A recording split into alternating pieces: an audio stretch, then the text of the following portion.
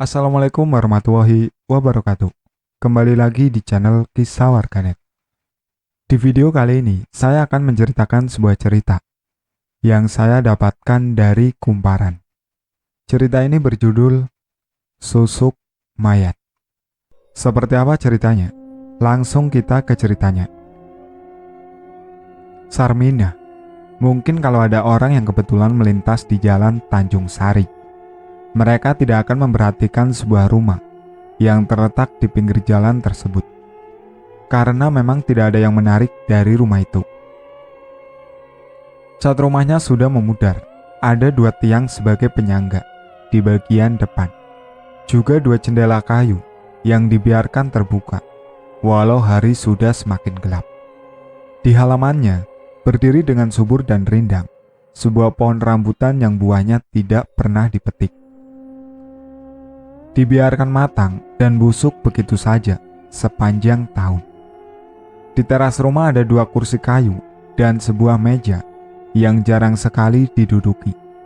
Rumah itu terletak di pinggir jalan sehingga setiap orang yang melintas akan berpikir kalau rumah itu terkesan selalu sepi, walau sebenarnya ada 2 orang penghuni di dalamnya. Penghuni rumah itu adalah Sarmina, wanita tua yang terbaring sakit selama bertahun-tahun, dan Atia, si pembantu yang setia merawatnya. Tapi hari ini tidak seperti hari-hari biasanya. Ada sebuah mobil sedan mewah yang terparkir di halaman rumah itu. Tidak biasanya Farah berkunjung secepat ini. Rutinnya ia datang sebulan sekali untuk menengok buyutnya dan juga untuk menggaji Atia. Farah adalah satu-satunya keluarga Sarmina yang masih peduli padanya. Setelah anak Sarmina meninggal, tidak ada lagi yang mau mengurusnya selain Farah. Mereka sudah bosan mengurus Sarmina yang terbaring sekarat selama bertahun-tahun. Sarmina memang sudah sangat tua, tapi entah kenapa ajal tak kunjung menjemputnya. Sehari-hari ia hanya terbaring di atas tempat tidur. Soal makan, minum, bahkan buang air, ia lakukan di atas tempat tidurnya. Pembantu yang merawat Sarmina pun sudah berganti-ganti orang, dan hanya Atiala yang paling betah merawat nenek tua itu. Ia bekerja sendirian merawat Sarmina di rumah itu selama 5 tahun. Namun, hari ini dia mau mengundurkan diri. Itulah yang membuat Farah bingung, lantaran jarang sekali ada orang seperti Atia yang mau bekerja seperti ini.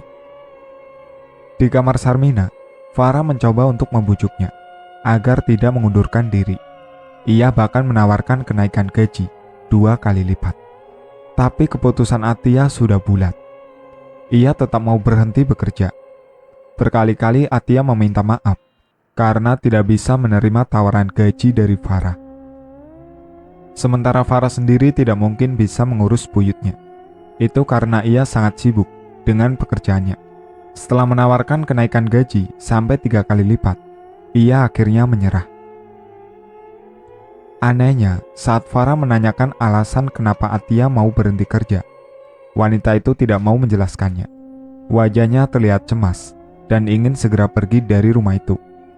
Farah mengeluarkan amplop yang berisi uang gaji Atia selama sebulan dan pesangonnya. Tanpa banyak basa-basi lagi setelah menerima uang itu, Atia langsung pamit. Farah mengantarnya sampai beranda rumah. Setelah Atia pergi, Farah menutup pintu lalu mengembuskan nafas berat. Ia bingung kemana harus mencari pengganti Atia. Farah melangkah ke kamar buyutnya. Di atas tempat tidur, Sarmina terbaring dengan tenang.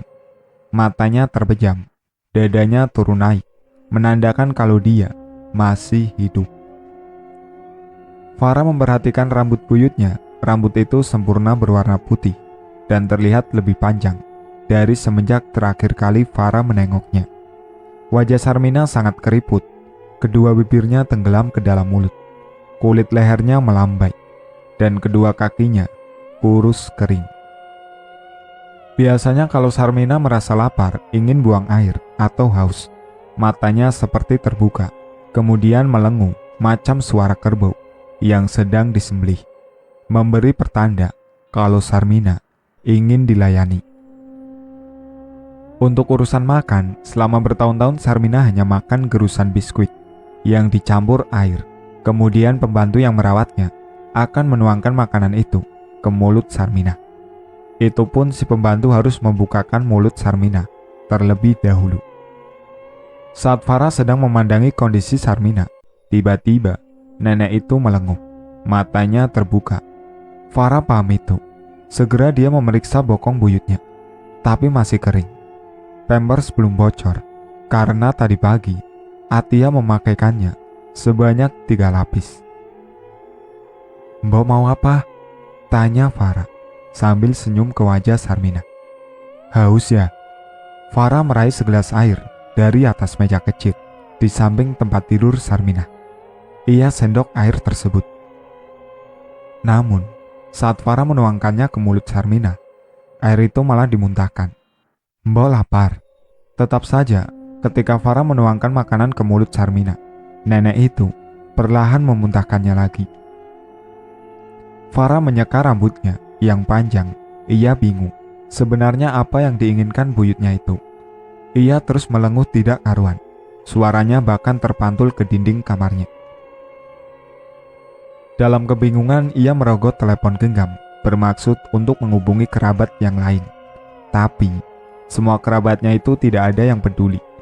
Mereka malah menyuruh Farah untuk menyuntik mati Sarmina, lantaran sudah bosan mengurusnya lagi. Sudah beberapa kali Sarmina dibawa ke rumah sakit, tapi penyakitnya tidak kunjung sembuh. Sedangkan biaya rumah sakit semakin membengkak. Akhirnya mereka membawa pulang Sarmina dan menyuruh orang lain merawatnya. Saat Sarmina masih melenguh, tiba-tiba terdengar suara gong di tabu. Suara itu terdengar hanya sekali pukulan saja. Memang di samping kamar Sarmina ada sebuah ruangan khusus untuk menyimpan barang-barang lama milik Sarmina. Farah bergegas mengecek ada apa di kamar sebelah. Ia heran, siapa tadi yang menabuh gong, padahal di kamar itu sepi. Seketika Farah teringat tentang alasan Atia berhenti. Ada apa sebenarnya? Kenapa Atia terlihat sangat ketakutan? Panggung ronggeng. 1 hari sebelumnya, seperti biasa, setiap malam Atia menggerus biskuit untuk Sarmina. Malam itu hujan sedang deras. Kilat berkelebat. Semburat cahayanya memantul pada dinding tua. Sebuah radio dibiarkan menyala, menyiarkan lagu dangdut jadul kesukaan Atia. Kepala Atia mengangguk-angguk sambil ikut bernyanyi dengan suara pelan. Ia menuangkan air sedikit demi sedikit pada mangkuk kecil berisi gerusan biskuit, lalu diaduk hingga halus. Setelah dirasa selesai, ia kemudian beranjak ke kamar Sarmina. Dan betapa terkejutnya saat ia melihat Sarmina tiba-tiba berdiri menghadap jendela. "Mbok udah sembuh?" Sarmina tidak menjawab. Atia tersenyum ragu-ragu.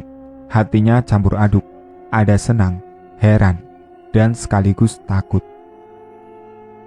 Sudah lama sekali Sarmina terbaring, dan baru sekarang Atia melihatnya bisa berdiri. Rambut Sarmina tergerai panjang sepinggang. Rambut itu putih semua.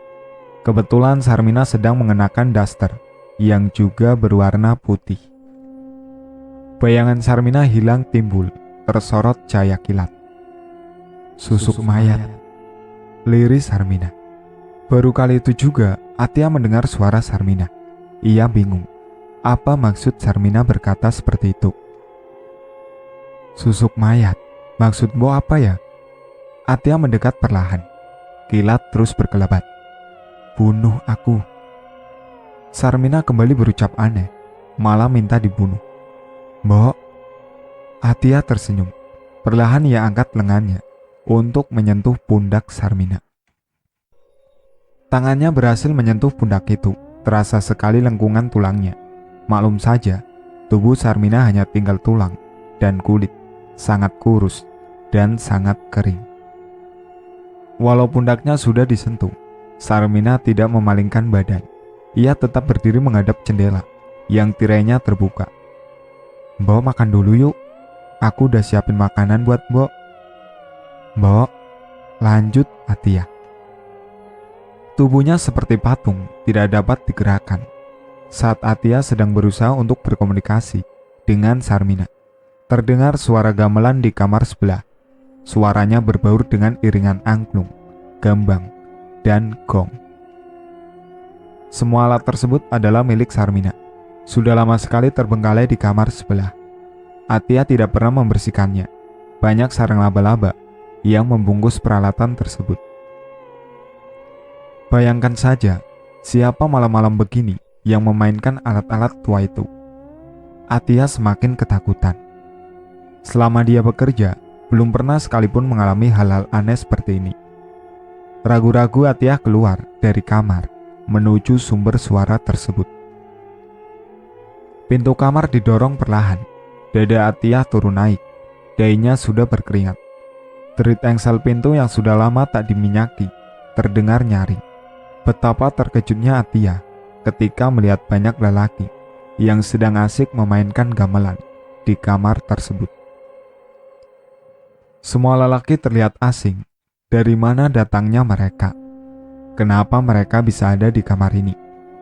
Atia mengerutkan dahinya, dan saat hendak balik badan, berdirilah seorang lelaki muda berparas rupawan, mendekati Atia.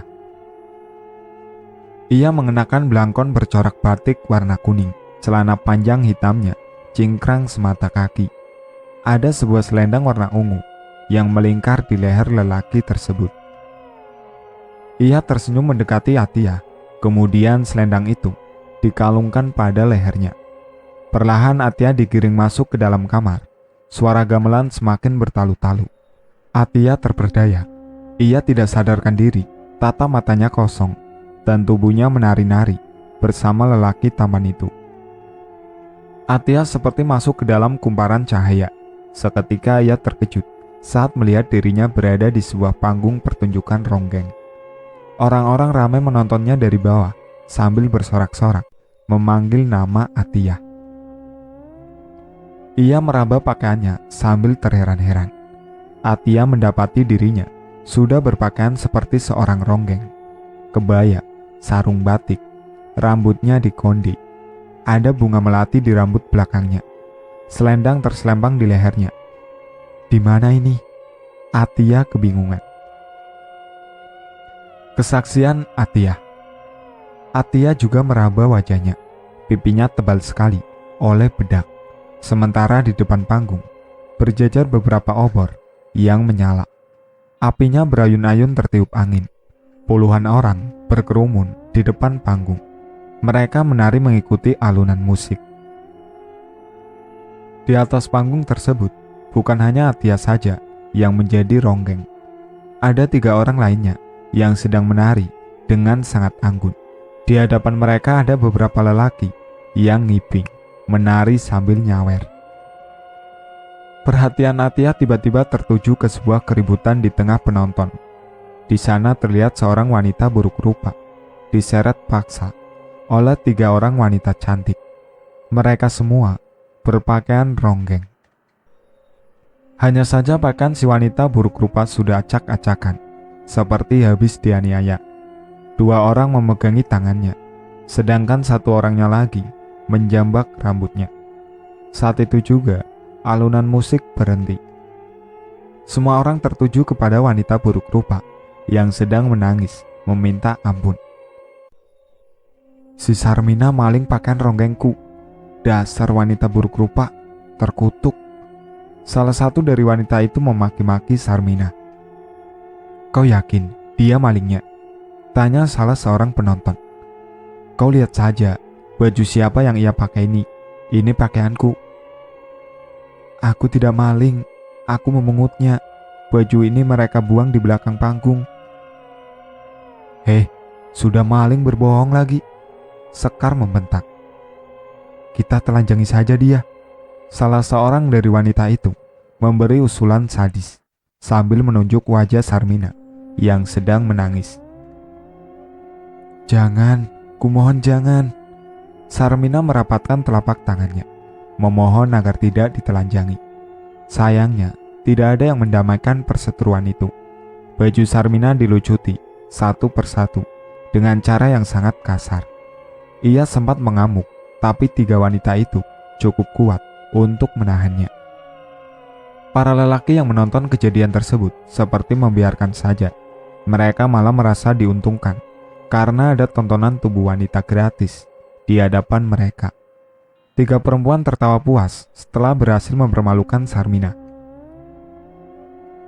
Buru-buru Sarmina pergi dari kerumunan lelaki sambil membawa serta beberapa helai pakaian untuk menutupi tubuhnya. Ia berlari sambil menangis kencang dan berteriak, "Terkutuklah kalian!" Semakin jauh tubuhnya, semakin tidak terlihat. Barangkali ia masuk ke dalam hutan. Entahlah, yang jelas kejadian tersebut membuat Atia yang sedang berdiri di panggung tercengang. Ia menutup mulutnya dengan telapak tangan.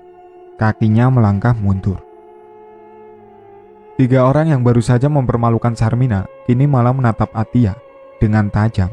Mereka melangkah mendekati Atia. Bukan hanya 3 wanita itu saja, tapi semua orang yang ada di sana secara tiba-tiba menatap Atia dengan tatapan dingin. "Kenapa? Aku salah apa?" Atia ketakutan. Dada Atia seperti ditendang dengan sangat keras. Dalam satu hentakan saja, ia tersadar. Ia mendapati dirinya sedang ada di dalam kamar. Napasnya terengah-engah. Ia menoleh sekeliling. Tidak ada seorang pun yang memainkan alat musik di kamar itu. Dengan tergesa ia menutup pintu kamar. Atia lalu melangkah menuju kamar Sarmina.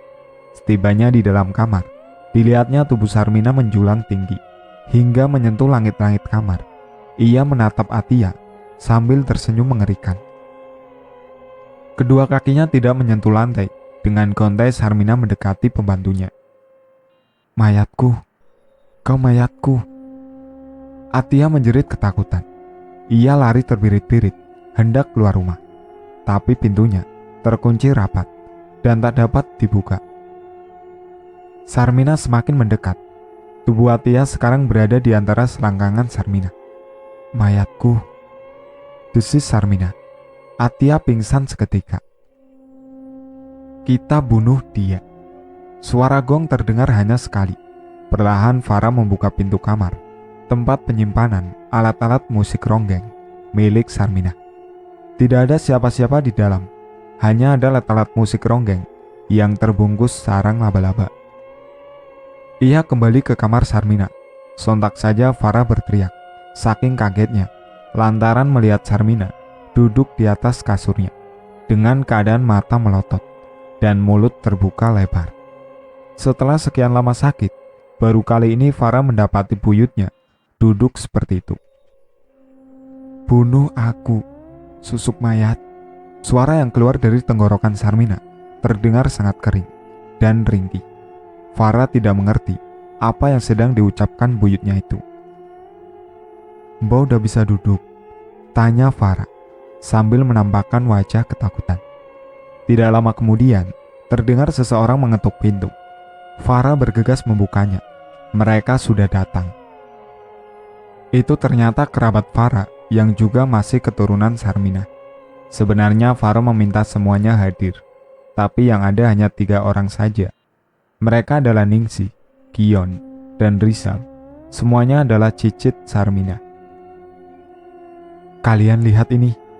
Farah dengan panik menunjukkan keadaan buyutnya. "Mbak udah bisa duduk?" tanya Gion. "Kalian dengar. Bunuh aku, susuk mayat." Sarmina terus-terus mengucapkan kalimat tersebut. Gion mendekat dan menyentuh kening Sarmina. "Mbok?" tanya Gion. "Dia tidak sadar. Ini aneh. Baru kali ini aku melihat Mbok duduk dan bisa bicara seperti itu," kata Farah. "Apakah kalian sadar kalau Mbok kita sudah sekarat bertahun-tahun, tapi tidak kunjung meninggal?" "Iya betul, ini tidak wajar," timpal Ningsi. "Benar sekali Ningsi, kejadian ini memang tidak wajar," tambah Rizal. "Bunuh aku, susuk mayat." Lirih dan kering, suara itu keluar lagi dari tenggorokan Sarmina. "Apakah kalian sayang sama mbok kita?" tanya Ningsi. Mereka semua mengangguk. Kalau begitu, kita harus mengakhiri penderitaannya, tambah Ningsih. Maksud kamu kita harus bunuh dia? Farah menatap kerabatnya. Mereka mengangguk. Enggak, itu namanya pembunuhan. Farah membentak. Dengarkan Farah, mau sampai kapan kau ngurusin Mbok? Hah? Mau kau warisi ke anak cucumu? Mbok kita pasti punya ilmu hitam dan susah meninggal. Ningsih pun naik pitam. Tapi membunuh Mbok itu bukan solusi, Farah membentak. Lalu apa solusimu? Tanya Rizal, yang terkesan membela pendapat Ningsih. Bunuh aku, susuk mayat. Kembali Sarmina berucap lirih. Kau dengar itu Farah, Mbok kita minta dibunuh. Ningsih mendesak. Farah menggelengkan kepala. Kalian sudah gila. Aku nyuruh kalian ke sini untuk mencarikan solusi. Cari orang yang mau merawat Mbok kita. Kamu membuang-buang uang kamu Farah, timpal Gion. Ya sudah, begini. Setelah dari tadi terlihat berpikir, Rizal akhirnya buka suara. Farah, kita semua sayang sama Mbok. Tapi keadaan Mbok kita sekarang sudah tidak wajar. Kau paham kan? Kadang hal menyakitkan itu baik untuk seseorang. Kita akhiri saja penderitaan Mbok ya. Aku tidak bisa mas. Mata Farah mulai berkaca-kaca. Aku yakin Mbok pasti senang dengan keputusan kita ini. Farah tertunduk lesu. Tidak ada jawaban yang keluar dari mulutnya. Lalu ia menangis pilu. Rizal mengembuskan nafas berat. Ia kemudian berdiri. Bagaimana cara terbaik untuk mati? Tanya Rizal. Cekik, usul Ningsih. Tidak, Farah membentak. Ningsih menampakkan wajah kesal sambil menggelengkan kepala. Bekap saja napasnya, usul Gion. Itu terlalu sadis. Kembali Farah menolak usulan kerabatnya. Sianida, kita kasih obat tidur dulu, lalu kita cekokin sianida. Semua mengangguk, kecuali Farah. Ia masih menangis.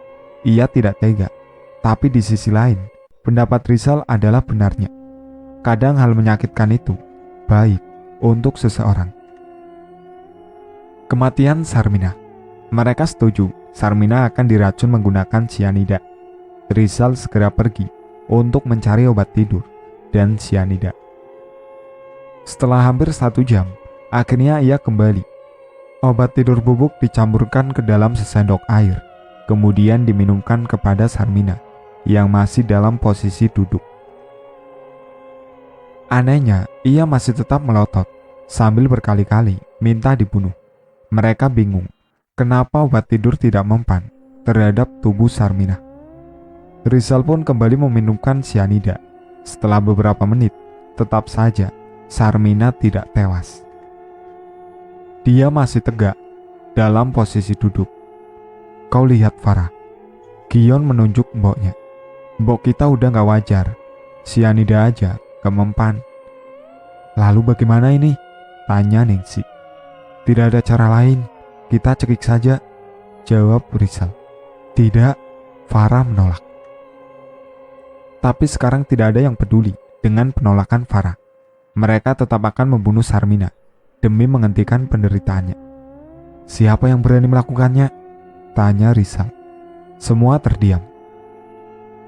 Ya sudah, kita gantung saja, Rizal memutuskan. Kalian sudah gila, teriak Farah. Hal itu terlalu sadis baginya. Kau tunggu saja di luar Farah, suruh Rizal. Gion hendak memaksa Farah keluar dari kamar. Tapi Farah menepis lengannya, lalu keluar kamar. Mereka tidak memedulikan kerabatnya itu. Terpenting, sekarang bagaimana caranya mengakhiri penderitaan Sarmina.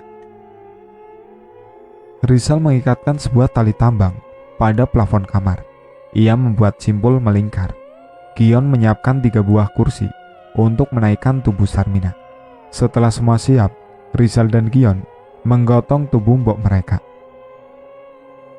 Sementara itu, Ningsih menahan kursinya. Sialan, delik Rizal. Kenapa? Gion mengerutkan dahi. Pampersnya bocor. Perlahan tubuh Sarmina dinaikkan ke atas kursi. Sebuah tali dikalungkan di lehernya. Rizal masih menahan tubuh Sarmina dari bawah. Setelah semua sempurna, ia melepas pegangannya. Sarmina digantung. Tangannya tidak meronta. Kakinya tenang melayang di atas lantai. Dan kedua matanya melotot. Ia tidak lagi berucap apa-apa setelah 1 jam digantung. Rizal dan Gion menurunkan tubuh Sarmina. Mereka memeriksa detak jantung dan denyut nadi. Sudah tidak ada. Sarmina mati. Itu membuat mereka tersenyum bahagia. Akhirnya upaya mereka untuk mengakhiri penderitaan Sarmina berhasil. Sekarang bagaimana? Tanya Gion. Kita makamkanlah. Aku ingin ada pengajian dulu, serga Farah. Walau bagaimanapun, ia tetap sayang sama mboknya. Ya sudah, terserah mau kau. Farah beranjak ke kediaman Pak Sudarjo, ketua RT, untuk mengumumkan kepada warga kalau Mbok Sarmina sudah meninggal. Pak Sudarjo sempat kaget mendengar berita tersebut. Sudah sekian lama Sarmina sekarat. Ia bergegas ke musola untuk mengumumkan kematian Sarmina. Malam itu juga warga berkumpul di rumah Sarmina. Surat Yasin dibaca bersama-sama, dilanjut tahlil.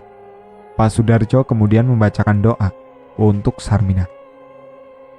Namun, ketika sedang dibacakan doa, lengan Sarmina yang sudah ditata untuk mendekap tiba-tiba jatuh ke lantai. Semua terkejut dan mengucap istighfar.